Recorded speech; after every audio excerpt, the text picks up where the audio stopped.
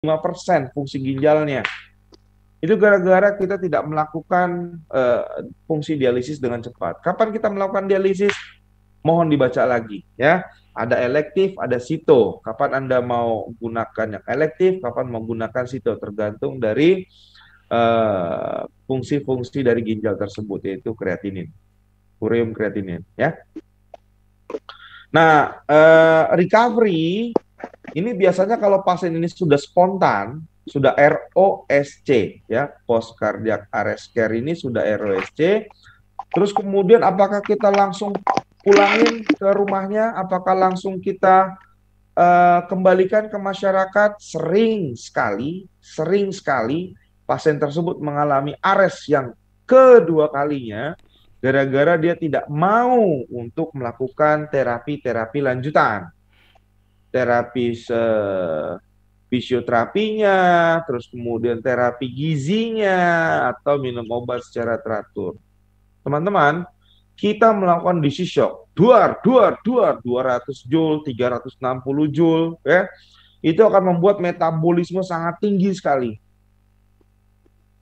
Ya, bayangkan orang dengan kondisi DC shock bisa sampai 10 kali DC shock, nggak bisa kita langsung kembalikan. Ya, ibu sudah spontan, silakan pulang. Terus kita suruh kerja lagi, jangan juga kayak begitu tanpa adanya pengawasan, repot kita urusannya. Oke. Nah, bagaimana kalau yang di luar nih? Yang di luar itu Indonesia sudah dimudahkan dengan adanya layanan pre-hospital. Di seluruh kabupaten di Indonesia, insya Allah sudah ada yang namanya 119. Jadi jika Anda bertemu dengan kondisi gawat darurat di jalanan, segera ketik 119.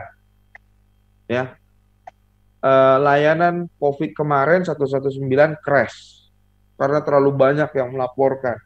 Ya, kita sama-sama tahu lah, tiap 5 menit ambulan lewat, ambulan baik di ambulans gawat darurat, ambulan COVID ataupun ambulan jenazah lewat terus akhirnya dia crash. Nah, handphone ini akan menghubungkan Anda ke dispatcher. Dispatcher tuh orang yang akan menuntun Anda. Ya, misalnya orang awam biasanya bisa. Iya, memang orang awam. Bapak coba letakkan tumit tangannya di atas tulang dada pasien. Ya, udah. Terus kemudian tekan Pak ke bawah yang kuat Pak. Sambil berhitung yang keras. 1 sampai 30 Pak, ya. 10, 11, 12, 20, 21, 30. Terus ngapain? Karena tidak adanya BVM, tidak adanya, pesertanya adalah orang awam, makanya kita tidak menggunakan ventilasi di sini. Statusnya adalah hands only CPR. Jadi hanya melakukan kompresi aja. Nggak pakai tiup-tiupan, Pak. Nggak. Loh, kapan dong tiup-tiupnya? Kalau bantuan sudah datang, sambil dia bawakan defibrillator. Ya, siapa bantuannya? Para profesional di 119. Mereka akan melakukan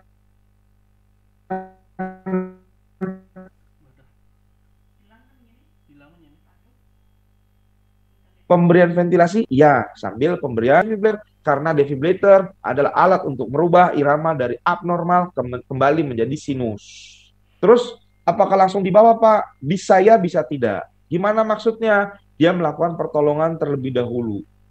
Sampai kapan? Sampai pasiennya spontan, baru dibawa ke rumah sakit. Pak, gimana kalau nggak spontan-spontan? Itu yang bikin panik. Ya, makanya segera diangkut ke rumah sakit. Gitu. Rumah sakitnya tuh rumah sakit yang seperti apa, Pak? Sesuai dengan keluhan yang menyebabkan jantungnya tidak berkontraksi. Apakah dia trombosis koroner? Berarti yang kita butuhkan adalah rumah sakit yang bisa melakukan reperfusi dengan cepat. Jadi teman-teman mesti memetakan, ya, di mana rumah sakit yang bisa melakukan reperfusi dengan cepat jika bertemu dengan cardiac arrest dari golongan trombosis koroner. Gitu. Misalnya di mana? Kalau di Bekasi mungkin di Mitra, ya. Terus kemudian di RSUD, terus kemudian bisa lari ke Persahabatan, rame-rame lah. Kita bisa melakukan itu semua. Setelah itu gimana Pak? Ya sudah, kita recovery ulang lagi. Ini penyebabnya apa sih? Oh, dia cardiac arrest gara-gara obesitas. Makan enak mulu. Ya udah diatur olahraganya, diatur obatnya, diatur dietnya, terus kemudian kontrol. Controlling itu sangat penting.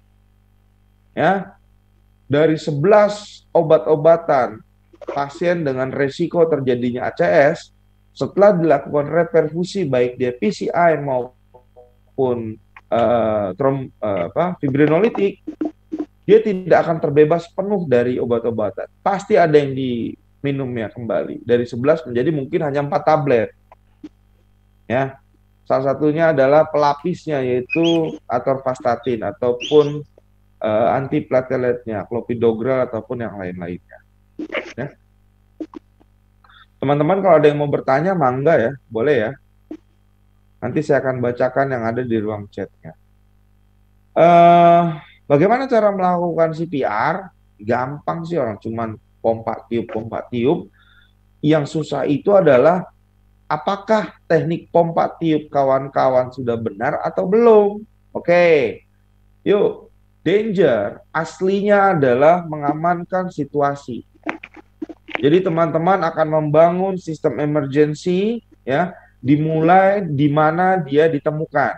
Contoh, pasien laki-laki 60 tahun tidak sadarkan diri di parkiran rumah sakit. Nah, kalau posisinya di parkiran rumah sakit, kita tahu ada lalu lalang mobil. Oleh sebab itu, kita akan melakukan pengamanan. Mobilnya kita stop. Oh, bukan orangnya Pak yang diangkat. Ya kalau orangnya 110 kilo, terus kemudian yang angkatnya Gusti Ayu Putu, emang kuat. Badannya kecil, ngangkatnya gede gitu. Kan nggak bisa, kita harus melakukan kompresi di sana.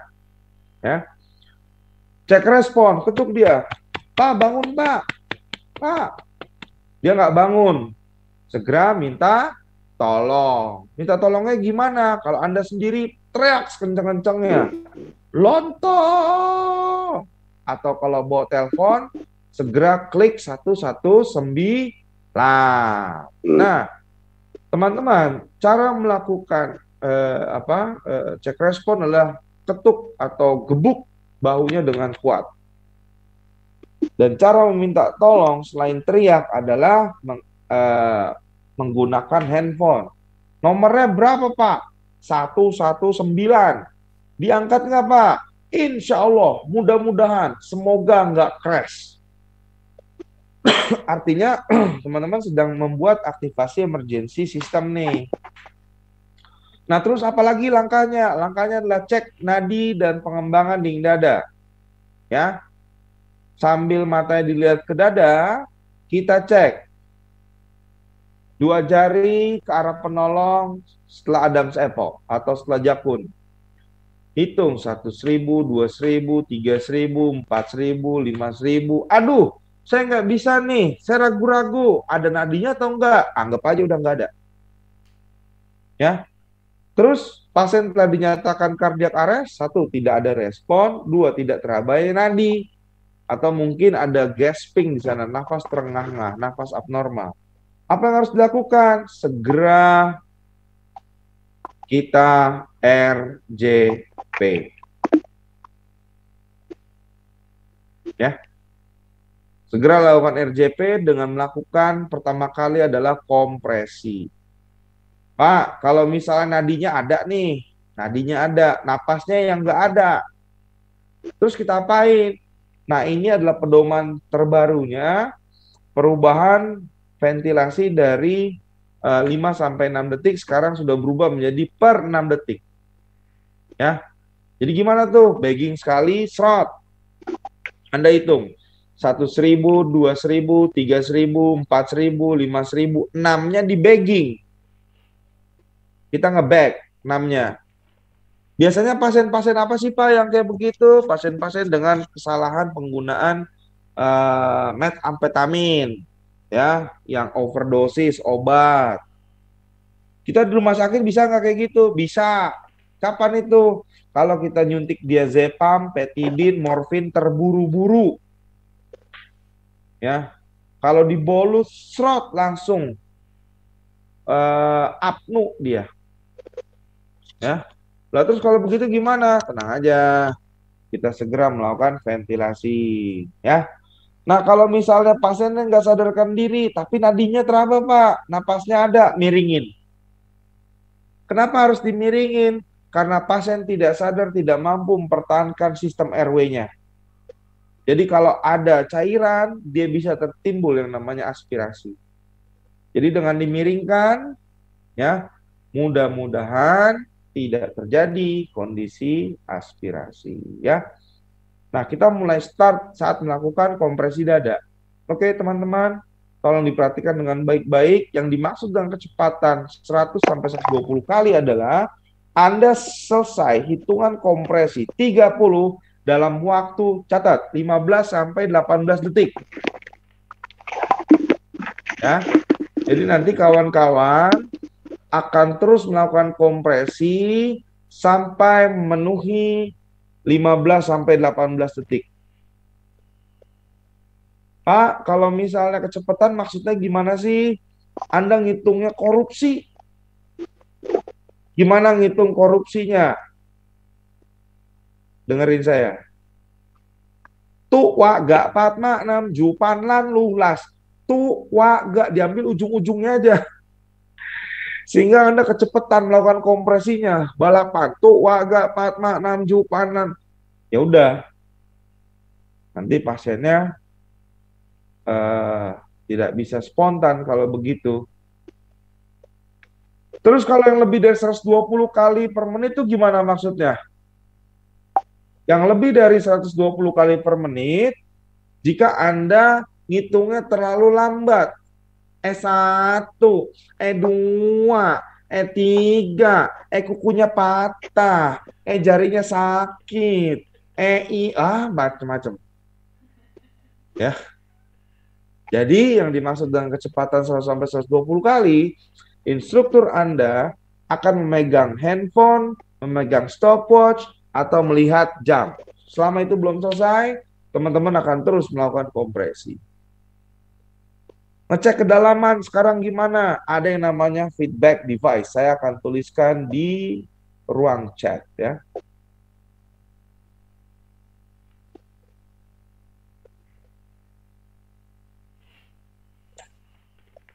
Nah itu feedback device CPR, warnanya kuning.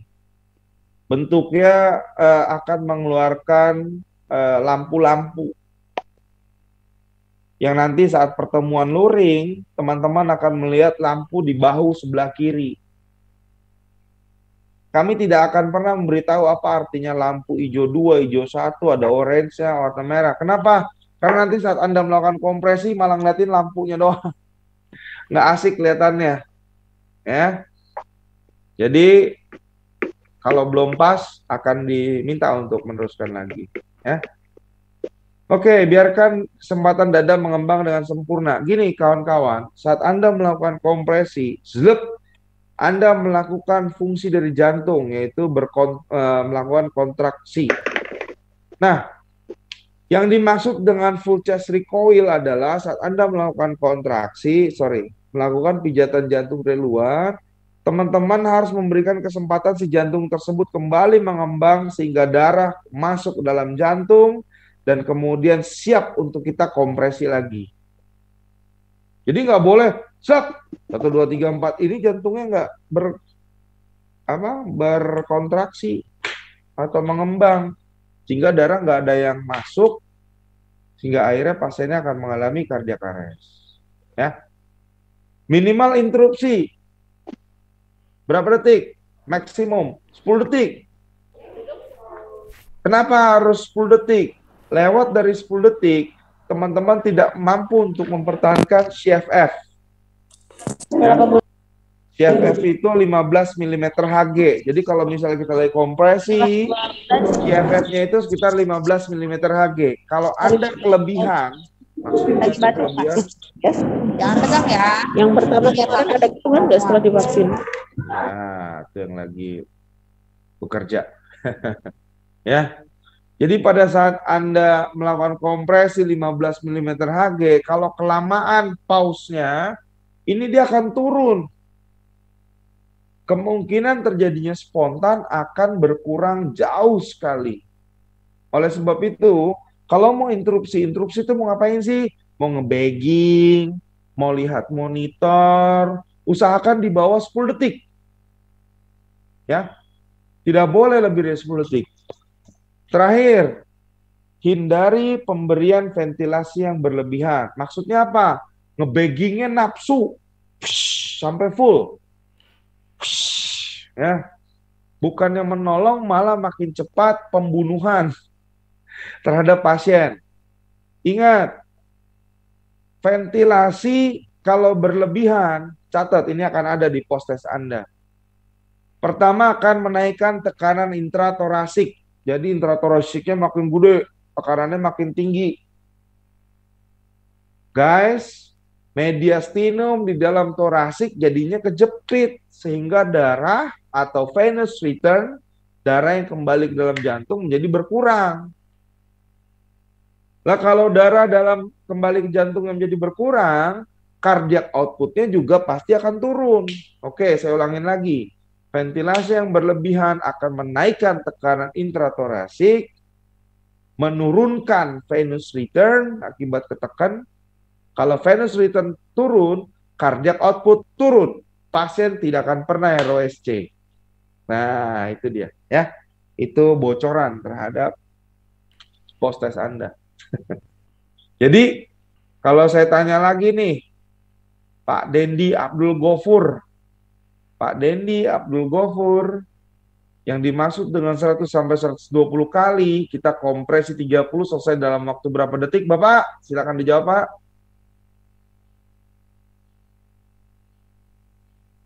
10 detik, Pak. 15 sampai 18 detik atau Pak? 15 sampai 18 detik. Ya, Pak Dendi. Oke. Ukur kedalamannya 5 cm, taunya dari mana? Mbak Wayan Esa Purwanti. Dari mana? Dari mana?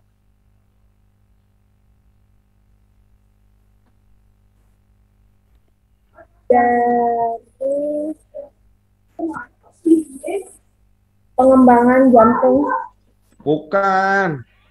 Lihat itu di kolom chatnya, feedback device. Oh ya, feedback device.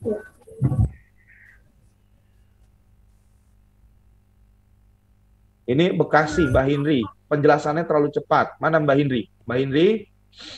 Mana orangnya? Mbak Hindri. Nih, Tumpak Siagian. Penjelasannya terlalu cepat. Belum sempat nulis. Maklum, sambil dinas. Iya. Ya, nggak apa-apa. Jadi yang belum-belum akan menimbulkan pertanyaan ke saya. Ya, nanti tanyain aja yang belum-belum ngerti, yang saya kecepatan. Teman-teman yang fokus di ruang virtual Zoom. Mbak Siti Nurwasilah, saya kecepatan atau tidak Mbak Siti?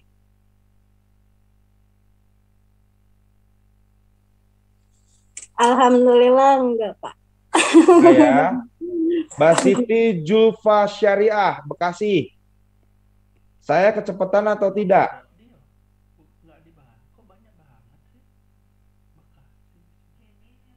Unmute dulu, pojok kiri bawah. Saya kecepatan enggak? Saya melakukan kuesioner nih. Alhamdulillah tidak, Pak. Enggak ya. Jadi nanti teman-teman yang merasa saya terlalu cepat, tolong tanyakan lagi sehingga kita bisa timbul komunikasi dua arah. Terima kasih. Oke, sekaligus. Mbak Ketut Melani, Bali. Ya.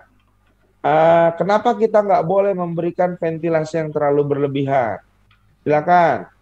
Eh, karena akan menyebabkan peningkatan tekanan intratorasik sehingga Terus? darah ke jantung berkurang sehingga Venous return turun. ya kardiak outputnya juga akan turun. Ya, mantap ya. Oke, teman-teman, itulah yang dikenal sebagai high quality CPR. Apa itu high quality CPR? Teknik RJP. Selama Anda mengikuti teknik RJP yang barusan kita bahas, nggak boleh kelamaan interupsinya, biarkan full chest recoil, terus kemudian avoid excessive ventilation atau hindari ventilasi berlebihan. Pasien Anda mudah-mudahan hidup. Ya.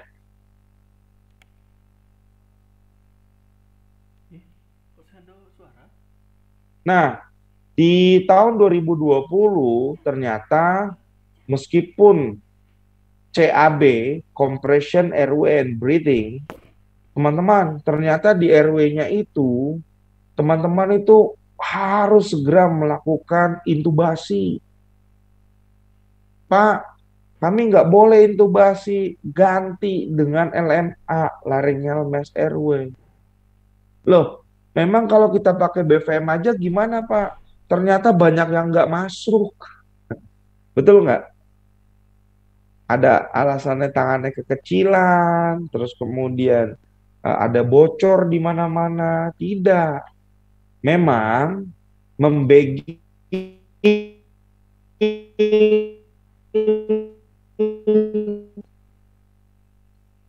tanpa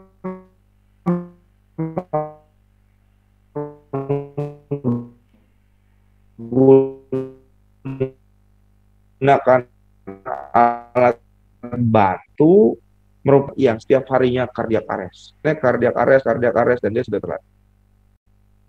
Teman-teman, terdengar suara saya? Dengeran?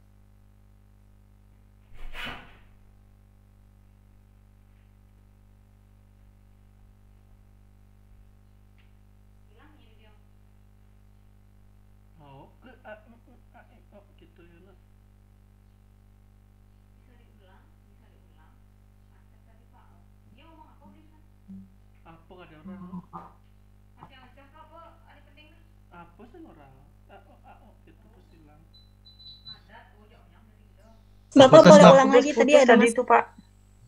Nggak apa-apa, namanya juga kan kendala ya. Makanya saya checking. Begitu di layar saya sudah mulai aneh-aneh, saya bertanya. Teman-teman, sekarang suara saya loud and clear.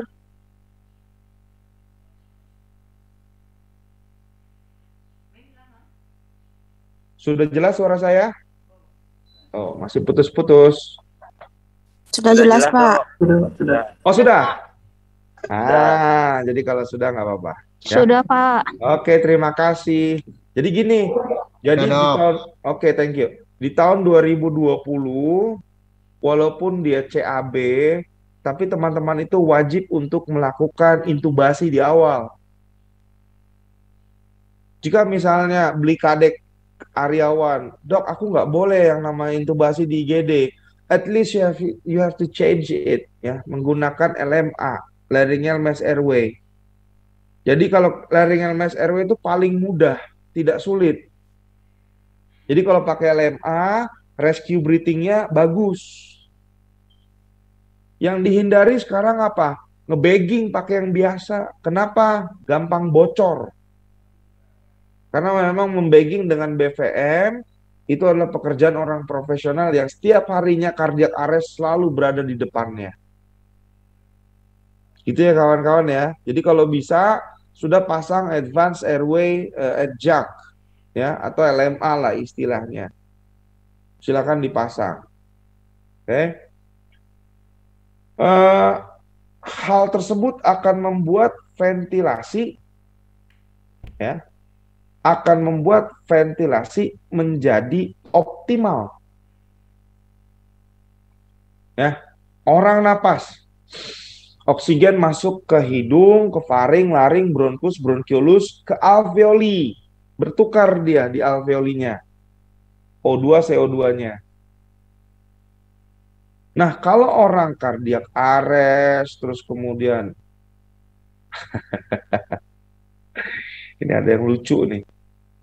Nah, jadi orang yang kardiak arrest, gangguan oksigenisasi, itu harus dipertahankan di atas 94%. Loh, kok 94? Itulah yang stabil. Pak, tapi itu belum normal. Di cardiac arrest kita stabil aja udah bagus kok. Ya. Terus perubahannya apa? Sekarang nggak ada lagi 12 sampai 20 kali per menit. Ya, setiap 5 sampai 6 detik nggak ada. Semua dibikin adalah 10 kali per menit. Pasien dewasa anak bayi, ya. Anak dewasa bayi rescue breathing-nya, rescue breathing untuk dewasa sekarang 10 kali. Anak dan bayi itu malah sama seperti neonatal. 2 sampai 3 kali. Ya. Per 2 sampai 3 detik. Jadi gini, kita nge-bagging. Shot. Ini apnu ya, nadinya ada tapi masih apnu. Kita bagging, cerut. Terus kemudian kita hitung 100.000, 2.000, 3.000, 4.000, 5.000, 6-nya bagging. Berapa lama kita melakukan tersebut? 2 menit. Terus langkah kita selanjutnya periksa lagi nadinya masih ada atau tidak. Kalau nadinya masih ada, napasnya belum ada, kerjaan kita hanya ventilasi saja. Pak, gimana kalau misal nadinya hilang? Kita kembali kompresi. Gitu ceritanya, ya. Oke, sekarang kita masuk ke defibrillator. Defibrillator adalah sebuah alat yang akan meningkatkan angka kecantikan Anda atau angka kegantengan Anda naik 90% jika digunakan dengan benar dan pasiennya spontan hidup lagi. Alat ini merubah irama abnormal yang berasal dari Purkinje atau berkasis, ya, dihilangkan, dimatikan, kemudian kita kembalikan lagi ke SA0 atau sinus. Bagaimana cara pakainya? Cara pakainya adalah nyalain dulu. Nomor satunya pencet tot, ya. Setelah dinyalain dia apain? Ikutin perintahnya. Perintah siapa? AED ini akan ngomong. Ngomongnya apa? Tolong taruh pads-nya langsung di kulit dada pasien. Ya. Jadi pads-nya dulu ditaruh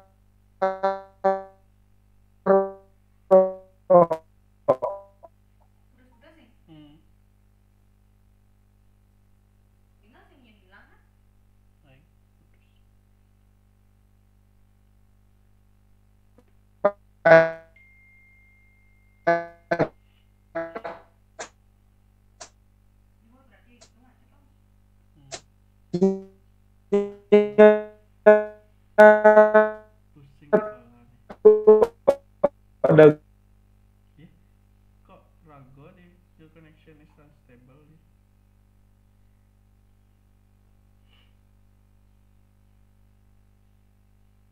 Putus.